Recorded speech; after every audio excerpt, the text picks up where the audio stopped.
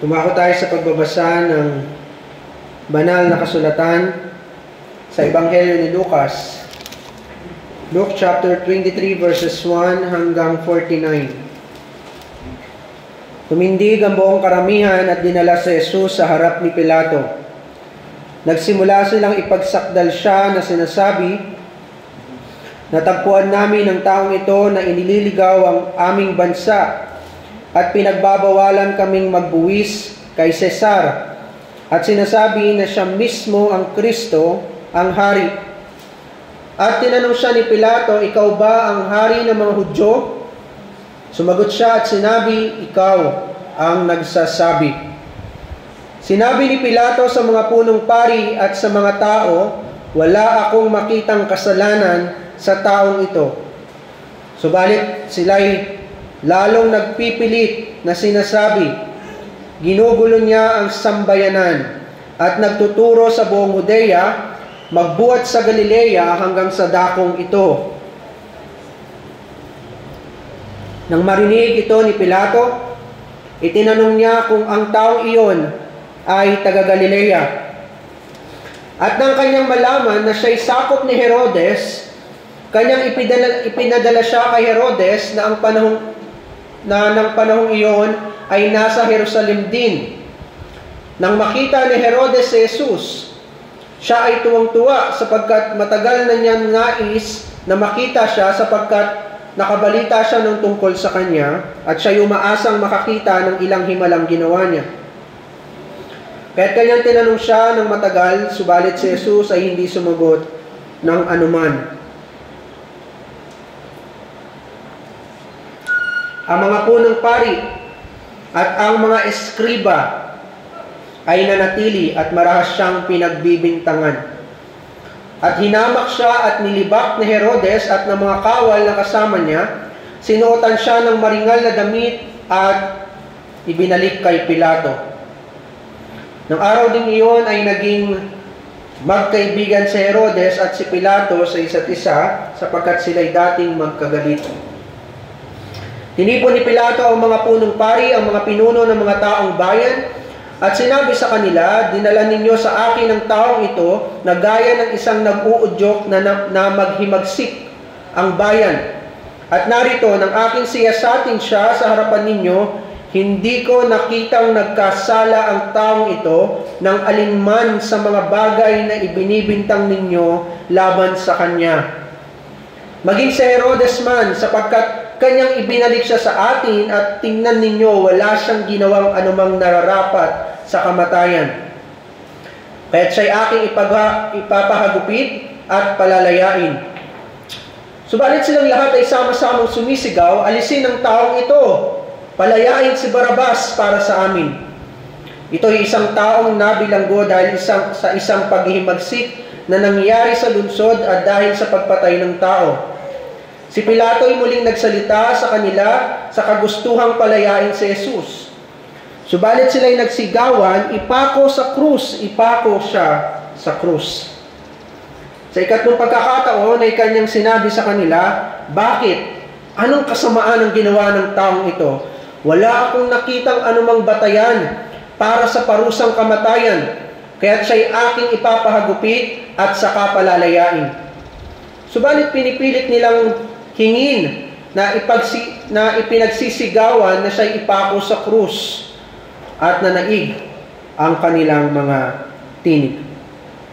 At ipinasya ni Pilato na ipagkaloob ang kanilang hinihingi.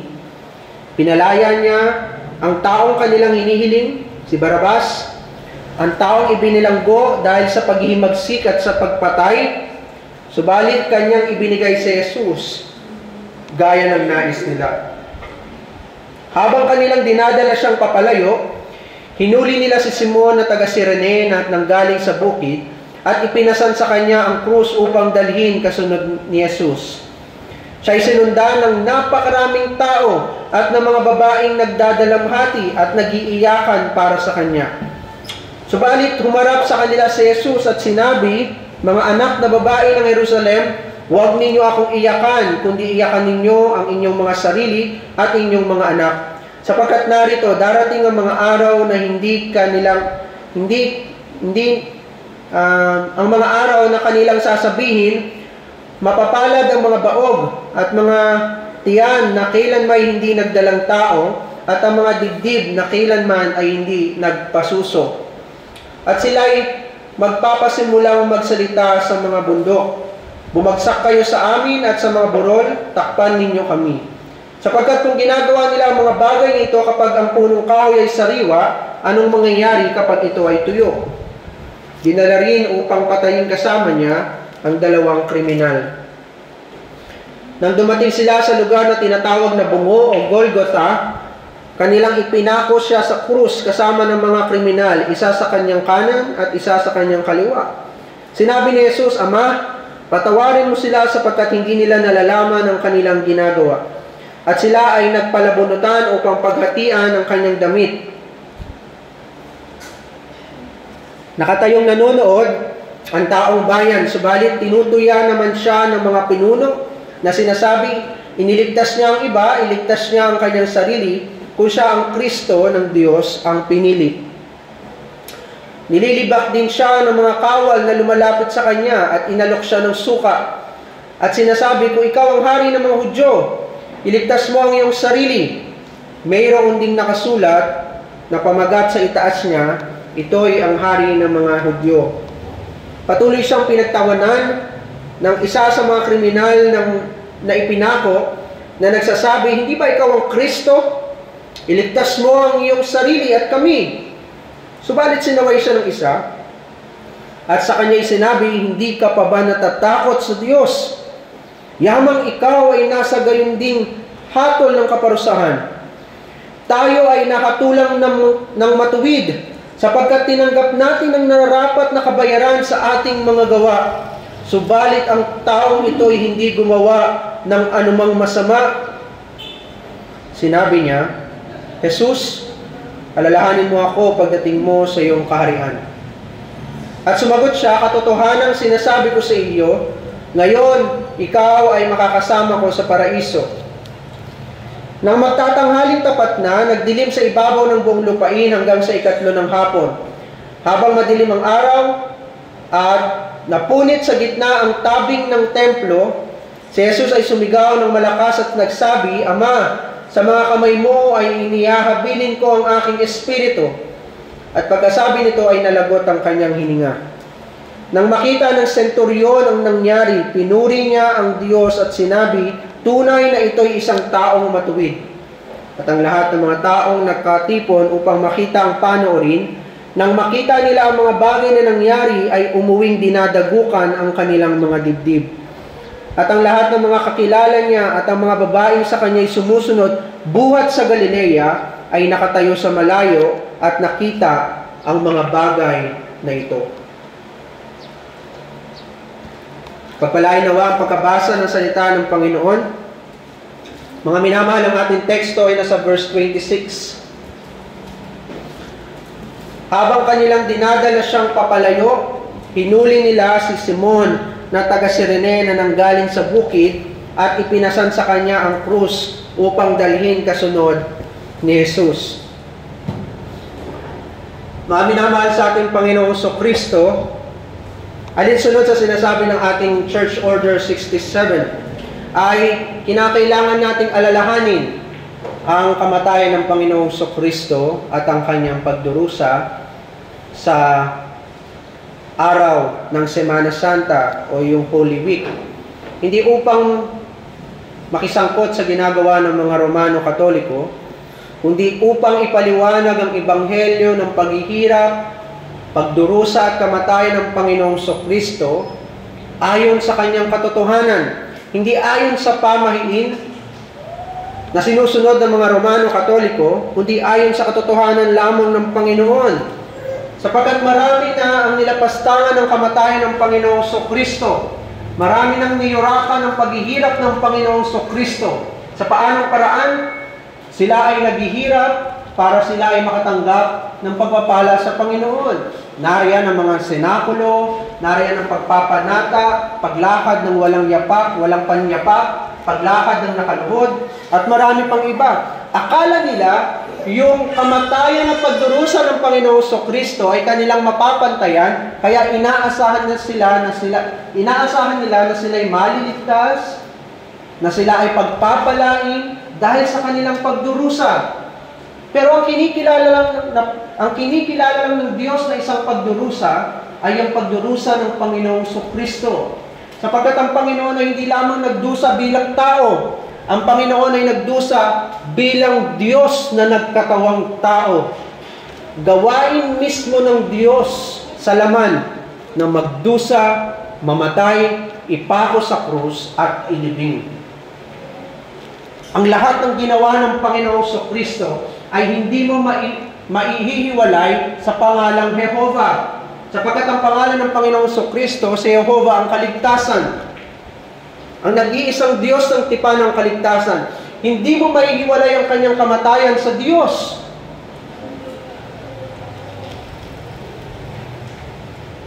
Kaya hindi mo maaaring lapastanganin ang kanyang pagdurusa. Kahit kakaunting paglapastangan sa Ebanghelyo, ay hindi mo maaaring gawin. Dulang yung mga bulaang Ebanghelyo ay kinakailangan natin iwaksin ng mabilis. Dito man sa pulpitong ito, o maging yung mga sermon na ating pinapakinggan na nanggagaling sa iba't ibang mga Reformed Church. Kagaya ng mga tunay na mananampalataya, tayo ay maging isang mga mapanuring mga mananampalataya na sinusuri natin ang bawat salitang namumutawi sa isang mangangaral. Sapagkat gayon na lamang ang ating pagkaunawa sa Ebanghelyo ng pagdurusa at kamatayan ng Panginoong Kristo. Sukdulang tinanggap natin na tayo ay magdurusa para sa Ebanghelyong ito, na tayo ay mamamatay para sa Ebanghelyong ito, tayo ay magpapasalamat sa Panginoon alang-alang sa Ebanghelyong ito, aalalahanin natin ang kanyang kamatayan sa pamagitan ng mga sakramento alang-alang sa Ebanghelyong ito.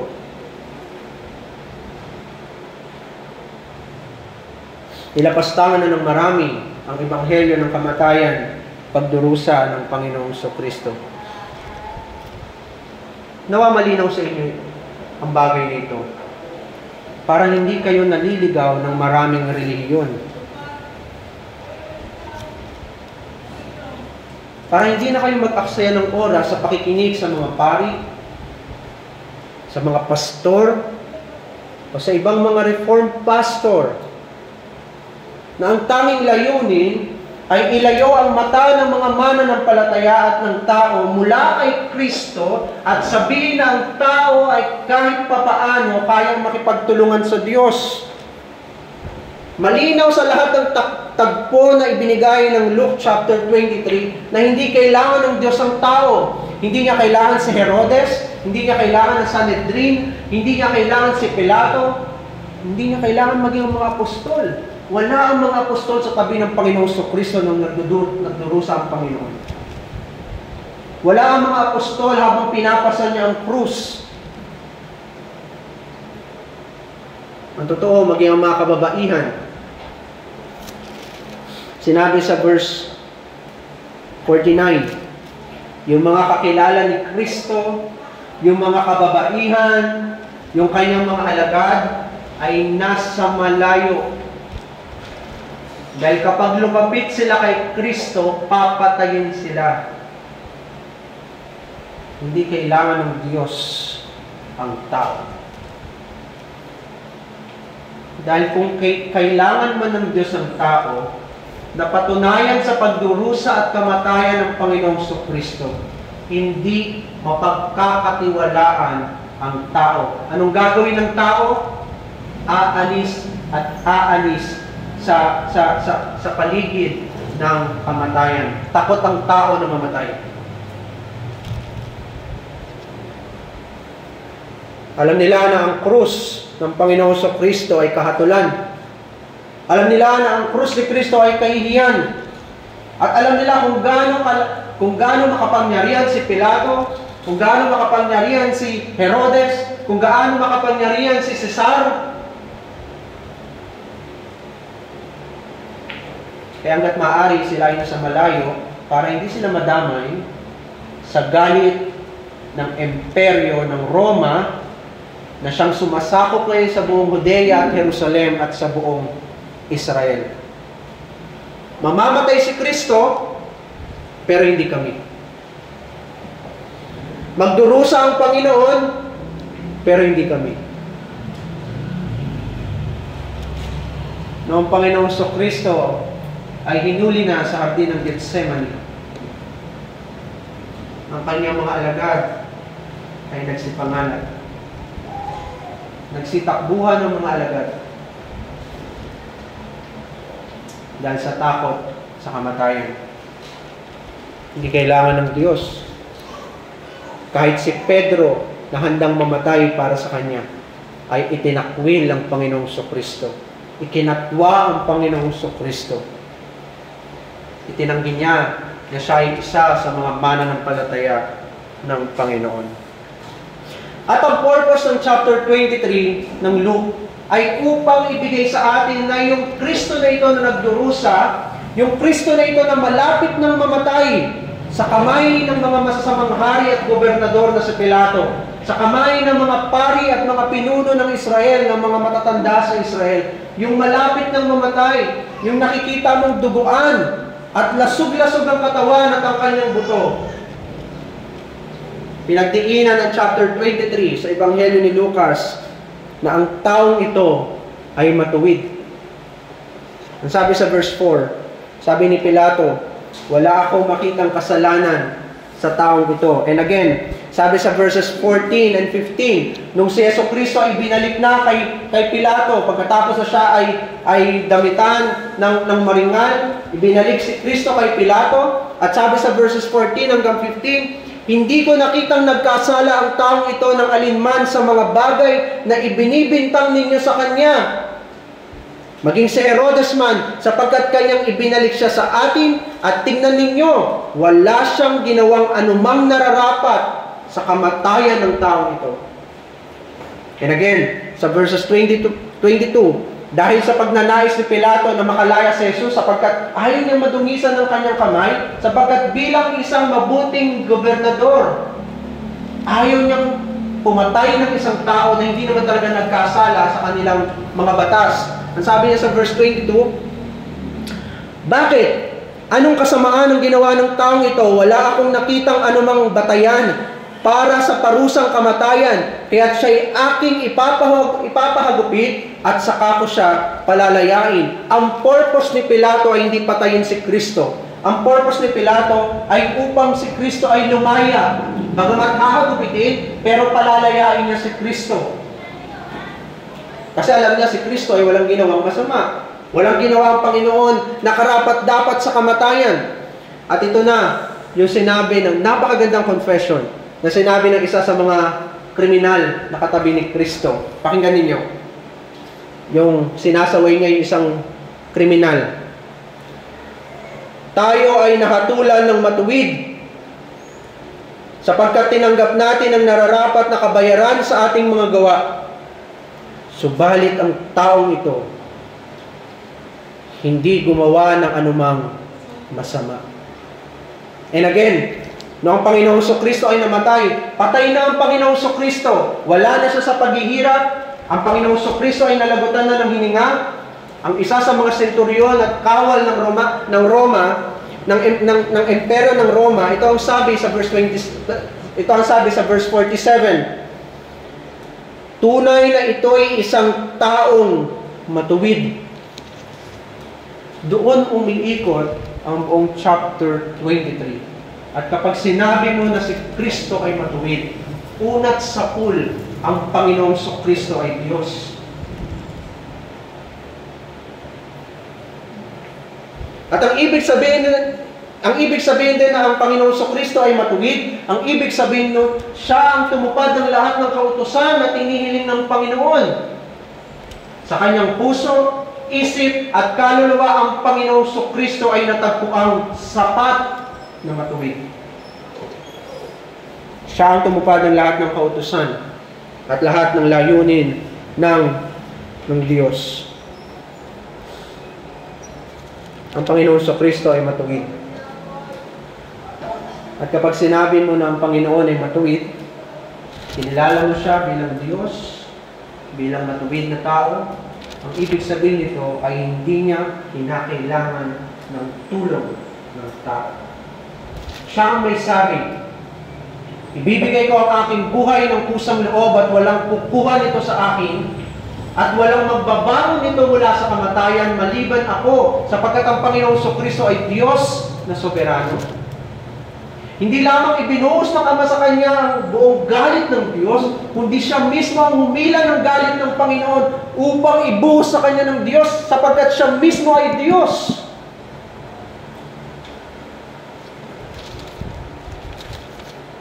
Kaya hindi niya kailangan ng tao. Si Herodes, Pilato, ang mga pari, ang mga Hudyo, ang mga Hintil, ang mga senturyon, ang lahat ng ito ay nasa kamay ng Panginoong Jesucristo. Kahit mismong si Judas ay nasa kamay ng Panginoong Jesucristo. Tinignan niya si Judas sa mata at ang sabi niya kay Judas, gawin mo na ang dapat mong gawin. Isang soberanong Diyos na siyang may akda ng sarili niyang kamatayan at siyang namamahala hanggang sa siya'y malagutan ng hininga. Hanggang sa libingan, naroon ang kanyang kalooban, isang soberanong kalooban. Pero sa verse 23, ang isang soberanong Diyos, makikita mo ng isang soberanong Diyos na sa laman ng tao, nagkaroon ng laman ayon sa kanyang pagkatao, makikita mo ang Panginoong Jesucristo na hinang-hina. Halos mawalan na ng buhay ang Panginoon. So, doon lang kinakailangan na ng pag-alalay ng isang tao. Si Simon. Si Simon na taga Cyrene. Ang Cyrene ay nasa Libya. Si Simon ay isang magbubukid. Si Simon ay isang makasalanan. At kung siya ay magbubukid at galing sa bukid, si Simon na ito ay isang mahinang nilalang. Wala na siyang lakas para buhatin pa ang krus. Pero dahil sa namihina ang Panginoong Jesucristo ayon sa kanyang pagsasakatawang tao, kinakailangan ngayon ang pag-alalay ng isang tao ayon sa laman. Ang tema natin sa umagang ito, ipinasan nila ang krus kay Simon. Una, ang kawalang katarungan nito. Pangalawa, ang kahulugan nito. At pangatlo, ang pagkutya kay Kristo. Ipinasan nila ang krus kay Kristo, ang kawalang katarungan nito, ang kahulugan nito, ang pagkutya kay Kristo. Kagagaling lang sa bukid ni Simon. Simon na taga Cyrene. Hindi natin kilala si Simon. Isang beses lang siyang nabanggit sa Biblia at isang talata lang ang nabanggit sa kanya.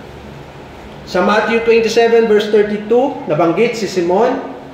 Papasanin niya yung cross ni Kristo sa Mark chapter 15 verse 21, nabanggit ulit si Simon. At dito naman sa Luke 23 verse 26, nabanggit ulit si Simon. At ang lahat ng pagbabanggit kay Simon ay may patungkol sa pagpasan sa krus ni Kristo. Doon lang sa Mark 15. Sa Mark 15 verse 21. Meron lang isang detalye na ibinigay si Marcos sa atin. Meron lang isang detalye sa pagkatao ni Simon na ang sabi ni Marcos sa chapter 15 verse 21 na si Simon na taga Cyrene ay tatay ni na Alejandro at ni Rufo o nila Alexander at ni Rufus. Nasa Acts 19 verse 33 at sa Romans 16 verse 13, ang mga anak na ito ni Simon na taga Cyrene ay nabanggit na mga magigiting na Kristiyano at tagasunod ni Kristo. Nakita niyo ang kahalagahan ng isang ama ay mananampalataya. Si Simon na taga Cyrene ay isang mananampalataya. At ayon sa biyaya ng Panginoon, ang kanyang saling lahi at ang kanyang mga anak ay mga naging mananampalataya rin. Hindi ba't napakagandang pagmasdan na ang iyong mga anak ay nagiging magiting sa pananampalataya, nagiging matatag sa pananampalataya, at ginamit ng Panginoon ang pagtuturo mo bilang tatay, ang pagtuturo mo bilang nanay, para yung mga anak mo ay lumaki na may takot sa Panginoon at may tamang pagkakilala sa Diyos. Magigiting sa pananampalataya ang mga anak ni Simon na taga Cirene, sila Alejandro at Rufo. So, doon binanggit sila sa Acts 19 verse 33 at sa Romans 16 verse 13. At malamang sa malamang, binanggit ni Simon at taga Cirene yung kanyang pagpasan sa krus ni Kristo bilang bahagi ng Ebanghelyo ng Panginoon. Oo, bahagi ng Ebanghelyo ng Panginoon ang ginawa ni Simon at taga Cirene. Dahil sa dakilang gawang ito ni Simon, kahit kailan ay hindi na maaalis ang tagpong ito sa Ebanghelyo ng Panginoon. Sa tuwing ipapangaral ang Ebanghelyo ng Panginoong Kristo, mababanggit sa Simon na taga Cirene. So tuwing ipapangaral ang Ebanghelyo ng Panginoong Kristo, walang pagkakamali na babanggitin at babanggitin ang ginawa ni Simon na taga Cirene, sapagkat ito ay bahagi ng Ebanghelyo ng Panginoong Kristo. At ito ang sinampalatayanan din ng kanyang mga anak na sila Alejandro at Rufo, sapagkat ito ang ipinapangaral ng mga apostol.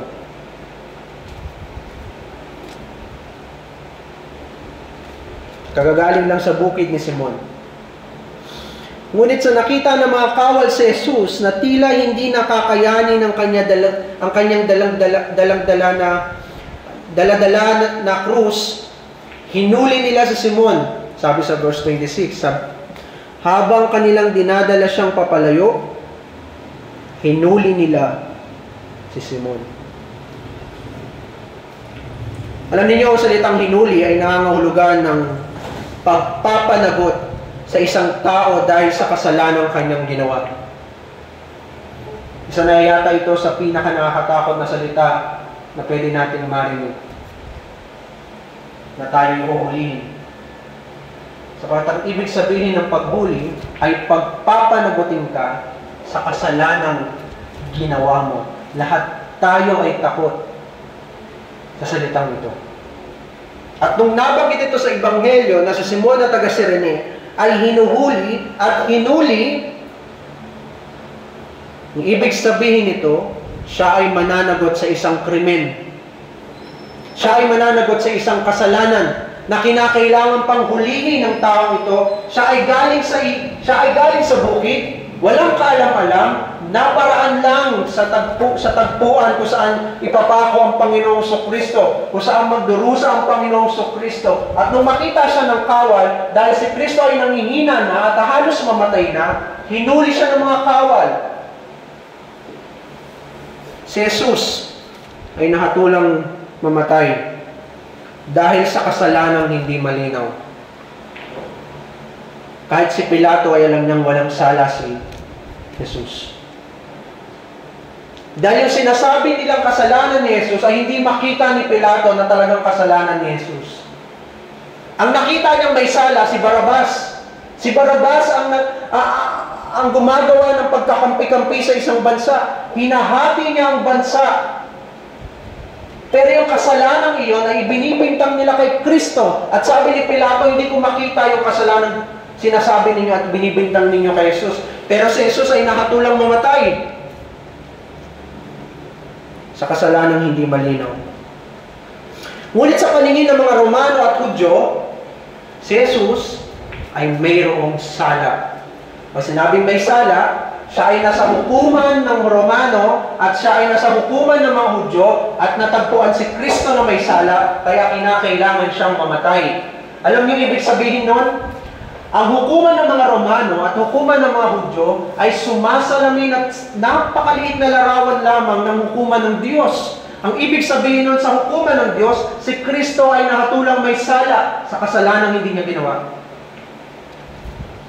Na kinakailangan si Kristo ay puksain ng Panginoon, durugin ng Diyos, sapagkat si Kristo ay natagpuang may sala. Ipinasan sa kanya ang lahat ng kasalanan ng kanyang bayan at kinakailangan na mabigyan ito ng kasiyahan at kinakailangan mamatay ni Kristo. Yun ang ibig sabihin na si Kristo ay hinatulan sa ilalim ni Poncio Pilato. Na siya ay hinatulan muna ng Diyos. Hinatulan siyang mamatay. Ngayon, si Simon, katulad ni Kristo, ay dapat ding hulihin sapagkat siya din ay natagpuang may sala. Hindi siya huhulihin kung siya ay inosente. Bagamat hindi siya dumaan sa isang paglilitis, si Simon ay hinuli at kinakailangang maparusahan. Akala natin yung ginawa ni Simon ay simpleng pagpasan lamang ng krus. Pero nakalimutan natin na ang humuli kay Simon ay mga kawal at mga representative at nagpapatupad ng batas ng Roma. Nakalimutan natin na yung ipapasa ni Simon ay yung actual judgment o kahatulan sa mga kriminal. Kaya ang paghuli sa kanya, bagamat hindi dumaan sa paglilitis, ang ibig sabihin nun, si Simon ay natagpuang may sala katulad ni Jesus. Hindi na kinakailangan ng paglilitis at walang nakapagtataka doon.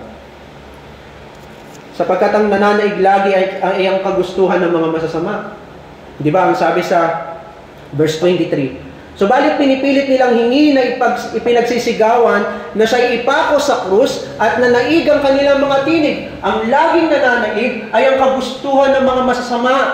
Dahil sabi ng kawikaan, ang daan na inaakalang mabuti ay sa dulo nito ay kapahamakan. Yun lagi ang inaakala ng mga masasama. Akala nila sila ay naglilingkod sa Diyos, na kapag pinapatay nila si Kristo, ay naglilingkod sila sa Diyos. Sapagkat si Kristo ay inaako ni Kristo, inaamin ni Kristo na siya ay Diyos din. Na siya ay kapantay ng Ama. At ayaw ng mga Hebreo yun. Ayaw ng mga Hudyo na mayroong kapantay ang Diyos. Papatayin nila ang sinumang tao na nag-aangkin na siya ay anak ng Diyos. At ang ibig sabihin ng anak ng Diyos ay kapantay ka ng Diyos. Akala nila naglilingkod sila sa Diyos. Kaya laging nananaig ang kagustuhan ng mga masasama. Hindi na nakapagtataka na pati si Simon ay hinatulan bagaman sa parusang pagpasan din ng krus ni Kristo. Hindi na nakapagtataka na si Simon ay pinarusahan bagamat hindi dumaan ang paglilitis. Kung si Kristo nga ay ginanon nila, hindi na nakapagtataka na gawin nila iyon sa simpleng magbubukid lamang. Nakita ninyo ang kawalan ng katarungan? Hindi sila kumuha ng mayaman. May isang mayaman doon, si Jose na taga-Arimatea. Yung kumuha ng katawan ni Kristo, naglinis, nagdamit ng puting lino, at inilagay sa isang libingan na wala pang nakakagamit. Si Jose na taga-Arimatea ay isang mayamang tao, pero ang kinuha nila ay isang magbubukid. Nakita ninyo ang kawalan ng katarungan. Ang paghuling ito kay Simon ang sumasalamin sa uri ng kahariang kayang gawin ng sanlibutan. Yung senaryo na iyon ang sumasalamin sa uri ng kaharian na kayang gawin ng sanlibutan. Ang kayang gawin ng sanlibutan ay isang kaharian na punong-puno ng kawalan ng katarungan. Ipinapakita dito na ang sanlibutan ay nabubuhay sa walang hanggang kawalan ng katarungan. Ngunit ito din, mga minamahal, ang sanlibutang may lakas ng loob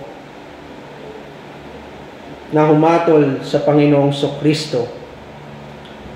Ito ang sanlibutan na humatol sa ating Panginoon na bagamat walang kasalanan, ay hinatulan pa rin ipako sa krus.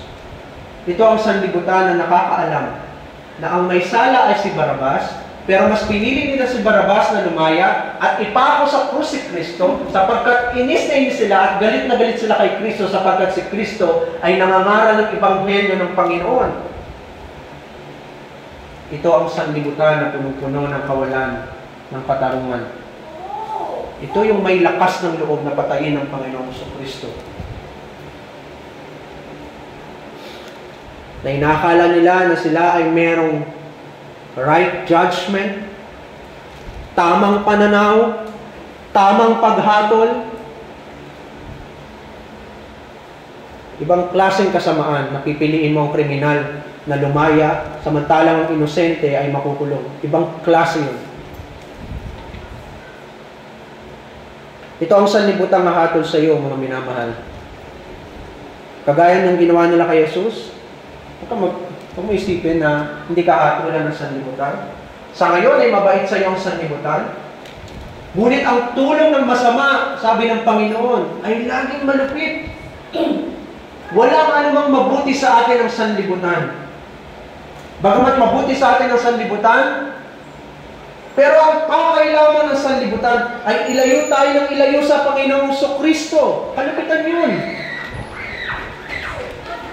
At yung sanlibutan na yan na ating minamahal kung minsan, yan din ang sanlibutan na hahatol sa iyo. Pero ano sabi ni Pablo? Bakit ang sanlibutan ang humahatol sa inyo? Anong kinalaman ng sanlibutan sa iglesia? Dapat ang iglesia ang humahatol sa sanlibutan sapagkat sa ating ipinagkaloob ang ebanghelyo na hahatol sa bawat puso ng tao. Hindi baliktad dapat.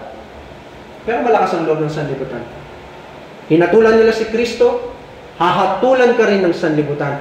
Sapagkat kahit anong gawin natin, tayo ay laging kasangkot sa kahatulan na dinanas ng Panginoong Kristo. At isa yung pagpapala para sa atin. Kung ayon sa batas ng mga Romano, si Simon ay walang kasalanan, hinatulan pa rin siya kagaya ni Jesus. Pinilit siyang pasanin ang krus ni Kristo. Pinilit siyang pasanin. Pinilit nila si Simon na pasanin ang krus ni Kristo. Bagamat hindi nabanggit sa ating teksto, pero sa Matthew 27 at sa Mark 15, binanggit na pinilit ng mga kawal na si Simon ay pumasan din ng krus ng Panginoong Kristo. Pinilit siyang pasanin ang parusang nararapat sa isang kriminal. Kinaladkad siya sa kahihiyang kasama ni Kristo at ng mga kriminal. Si Simon ngayon ay hindi nakilala bilang Simon na taga Cirene. Si Simon ngayon sa mata ng maraming tao at testigo, sa mata ng maraming saksi, dahil pasan-pasan niya rin yung krus, kasama ng mga magnanakaw at mga kriminal, kasama ni Kristo na hinatulan bilang isang kriminal, si Simon ngayon ay hindi nakilala bilang Simon na taga Cirene. Si Simon ay kilala na bilang isang Simon na kriminal. Kinaladkad ng mga kawal ang pangalan ni Simon at ipinahiya si Simon habang pasan-pasan niya ang krus na para kay Kristo.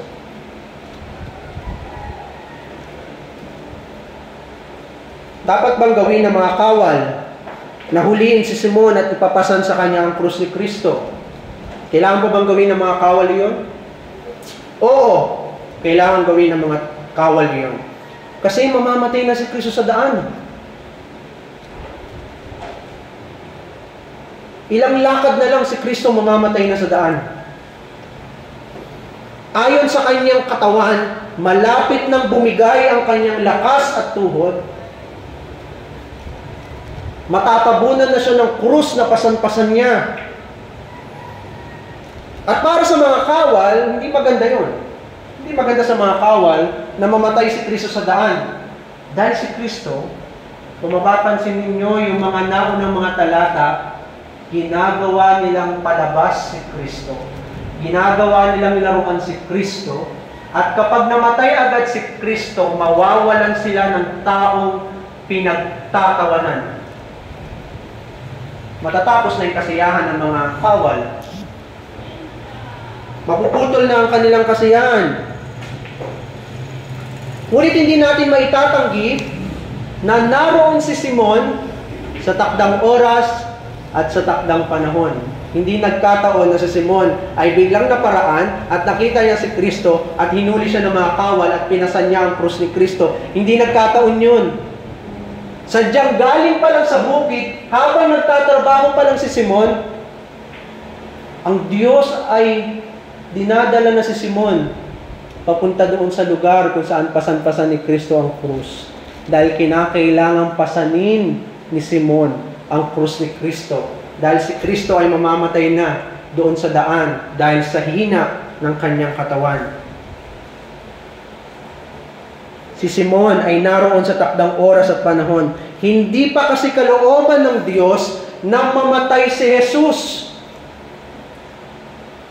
Kailangan niya pang maipako at matupad ang lahat ng propesiya patungkol sa Kanya.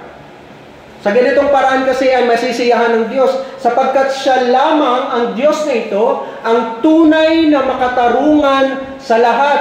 Hindi ang Sanhedrin, hindi si Herodes, hindi si Pilato, hindi ang mga kaparian at mga Hudyo, hindi ang mga kawal. Ang Diyos lamang ang tunay na makatarungan. Ang sabi ng Diyos, hindi ka mamamatay sa daan. Mamamatay ka sa krus kung saan mawawala ang aking galit sapagkat ibubuhos ko sa iyo ang buong galit ng impyerno sa loob lamang ng 3 oras. Kailangang masiyahan ng Diyos sa lahat ng nangyayari kay Kristo. Kinakailangan si Kristo ay mamatay sa krus, hindi sa daan. Kinakailangan si Kristo ay mamatay habang siya ay nakabayubay sa krus, hindi doon sa daan habang pasan-pasan niya lang ang krus. Hindi yun ang kalooban ng Diyos. Kaya hindi nagkataon na si Simon ay nasa tagpong iyon.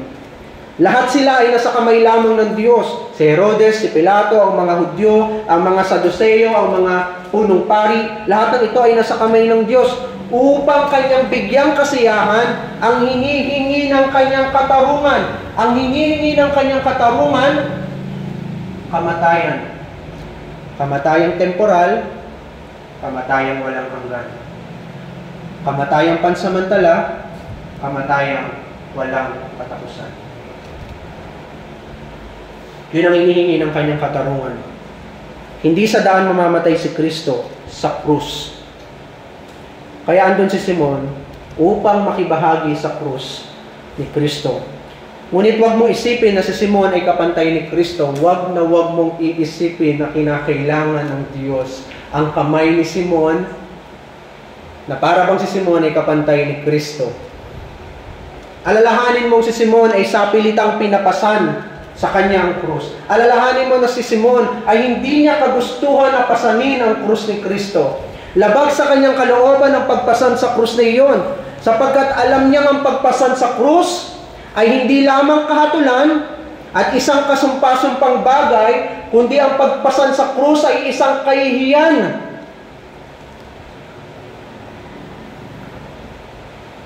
Sa kanilang dalawa ni Kristo, kay Simon at kay Kristo, na pumasan ng krus, si Kristo lang ang may kusang loob na pumasan ng krus. Hindi si Simon. Si Simon ay sapilitang pumasan ng krus. Ang totoo, hindi ito patungkol sa pagpasan sa krus.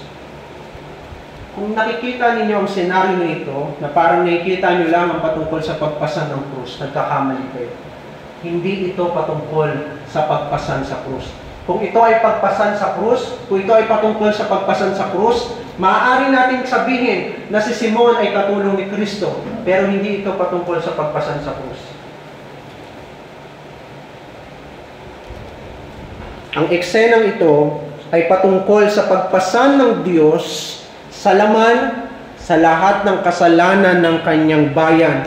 Yung krus na daladala ni Kristo na hindi niya halos mabuhat, ito ay sumasalarawan lamang sa napakabigat na kabigatang iniatang sa kanya ng Diyos, na ang laman-laman nito ay ang lahat ng kasalanan ng kanyang bayan, ang kasalanan na nararapat sa walang hanggang kahatulan ng Diyos. Yun ang pasan-pasan ng katawan at kaluluwa ng Panginoong Kristo. At ang larawan nun, yung pinakamalit na picture, ay yung krus na napakabigat. Hindi ito patungkol sa pagpasan ng krus. Patungkol ito sa gawain ng Panginoong Kristo habang pasan-pasan mo, habang pasan-pasan niya ang kasalanan ng bawat isa sa inyo na kanyang hinirang. Hindi si Simon ang may dala ng ating mga kasalanan. Siya ay instrumento lamang ayon sa laman upang maibisan kahit papaano ang pasan-pasan na krus ng Panginoong Kristo ayon sa laman. Pero magandang larawan nito mga minamahal para sa atin, na tayo ay mga ginawang kabahagi ng krus ni Kristo. Si Simon ay larawan ng mga mananampalataya. Isang pribilehiyo kay Simon na siya ay makibahagi sa krus na daladala ng Panginoong Kristo. Ano sabi ng Panginoon sa atin? Pasanin ninyo ang inyong mga krus. At ang krus na yun ay ang krus ng Panginoong Kristo. Walang maraming krus. Hindi tayo tig-iisa ng krus. Iisa lang ang krus. Ang krus na iyon ay ang krus ng Panginoong Kristo. Ang kanyang paghihirap at ang kanyang kamatayan.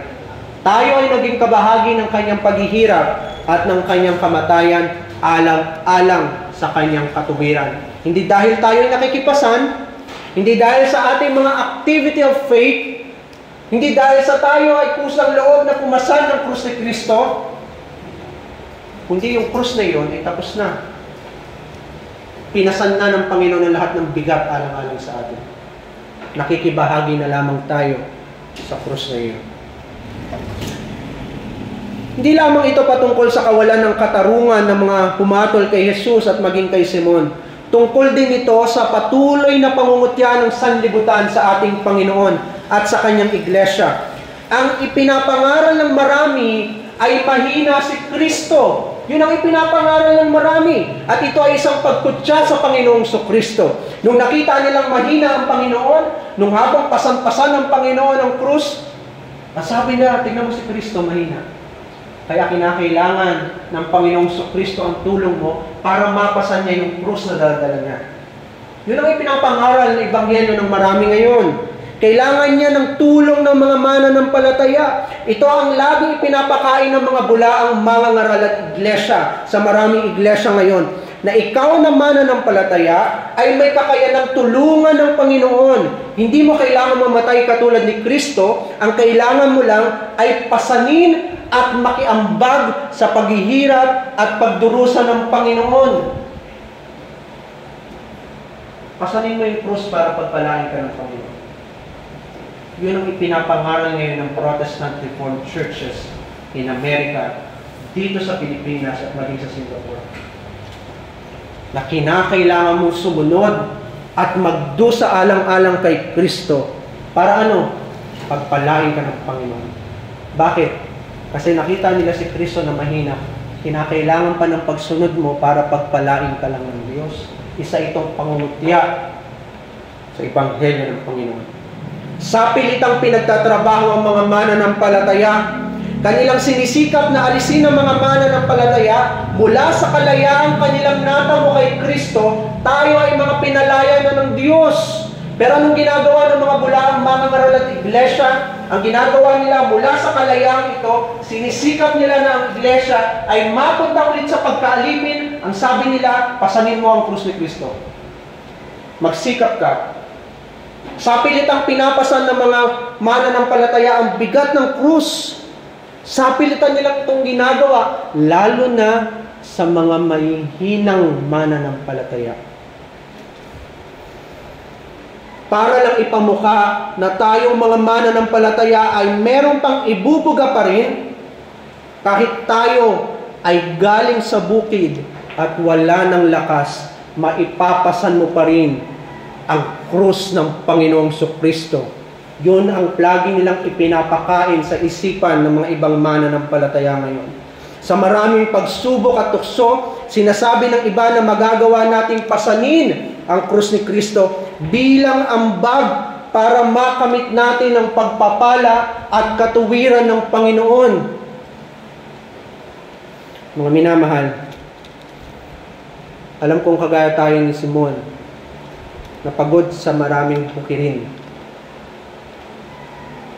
Sapagkat inhalintulad ng Panginoon ang kaharian ng langit sa isang napakalawak na bukirin. At habang tayo naglilingkod sa Panginoon, alam ko kung minsan tayo ay nanglulupaybay at nanghihina sa Panginoon. At habang tayo nanglulupaybay, tayo ay sinasamantala ng mga bulaang mangangaral at iglesia at sinasabi pa nila, pasanin mo ang krus ni Kristo. Kasi meron ka pang ibubuga para sumunod sa Panginoon at makamit mo ang pagpapala ng Panginoong Kristo. Mga minamahal, huwag kayong papayag na pasanin ang krus ni Kristo para sa gantimpala o pagpapala ng Panginoon. Ang pagpasan sa krus ni Kristo ay hindi usapin ng gantimpala at pagpapala. Ang pagpasan sa krus ni Kristo ay usapin ng pribilehiyo, hindi isang kabigatan o isa na namang gawain na dapat mong gawin alang-alang sa Panginoon. Wala nang dapat gawin para sa Diyos. Tapos na ang lahat ng gawain. Tayo ay nasa kapahingahan na ng Panginoon sapagkat si Kristo ay Panginoon ng Sabat. Tinapos niya na ang lahat ng gawain at tayo ay pinapasok na ngayon sa kapahingahan ng kanyang kagandahan. Lahat ng kanyang gawa ngayon ay ating pinagmamasdan. Wala nang dapat gawin para sa Diyos. Sapagkat ang lahat ay ginawa na ng Panginoong Kristo. Ang pagpasan mo sa krus ni Kristo ay isang pribilehiyo lamang at hindi isang kabigatan at panibagong gawain na naman na dapat mong gawin. Alam ng Diyos na tayo hinang-hina. Alam ng Diyos na tayo ay mahina, kagaya ni Simon. Hindi niya na ipapapasan sa atin ang krus ni Kristo sapagkat hindi natin makakayanan.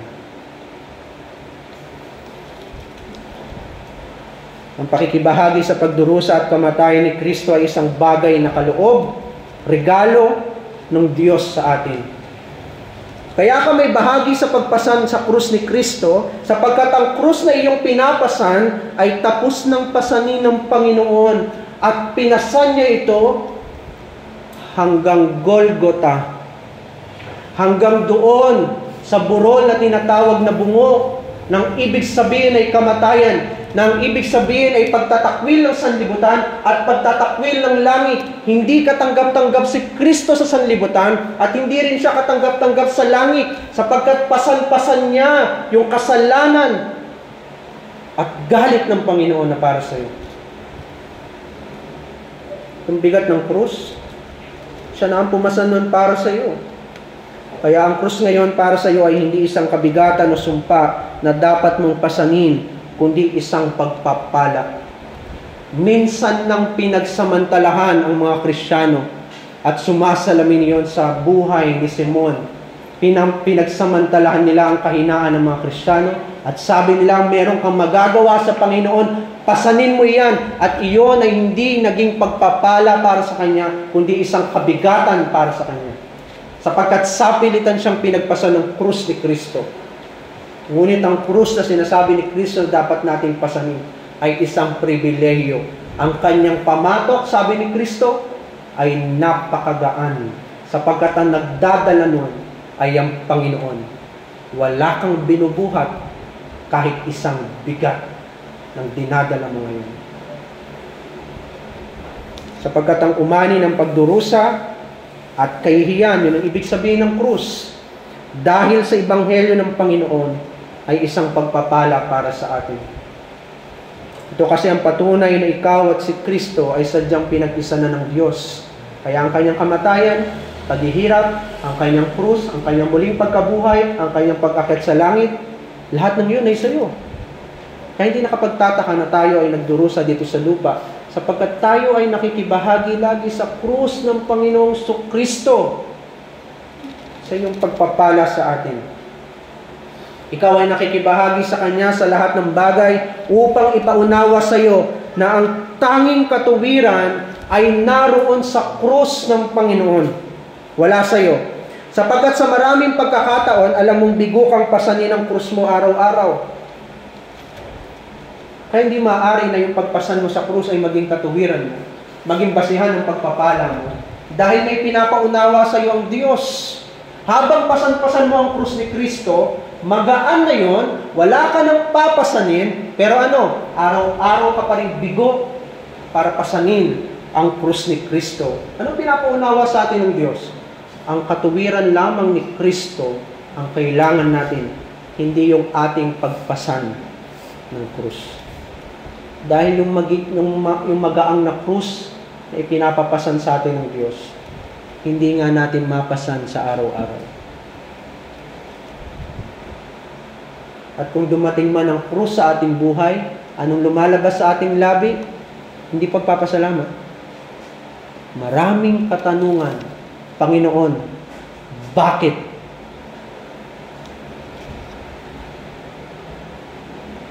Alam mong bigo kang pasanin ang krus mo sa araw-araw. Ngayon, isang napakalaking pagpapasalamat na hindi pinagbasihan ng Panginoon yung pagpasan mo ng krus, yung pagpasan ng krus ni Simon bilang katuwiran mo. Ang tanging pinagbasihan ng Panginoon ay yung pagpasan ng krus ng Panginoong Kristo. Kasi kung pagbabasihan niya ang pagpasan mo ng krus, walang pag-asa para sa iyo. Ngunit ang nakikita niya palagi ay ang Panginoon at ang krus ng Panginoong Kristo. Nang ibig sabihin ng krus na ito, katagumpayan at kaganapan ng lahat ng katuwiran. Amen. Naman namin Diyos, salamat po sa ebanghelyong ito ng pagdurusa at kamatayan ng Panginoong Kristo. Lagi mo kami ituwid, Panginoon, at ipaalala mo sa amin ang katotohanan ito upang sa aming pagdinilay-nilay ng iyong pagdurusa at kamatayan sa araw na ito ay magkaroon kami ng tumpak na ebanghelyo at hindi kami maligaw kagaya ng maraming iglesia ngayon. Ito lamang po aming panalangin sa tayong pangalan ni Jesus. Amen.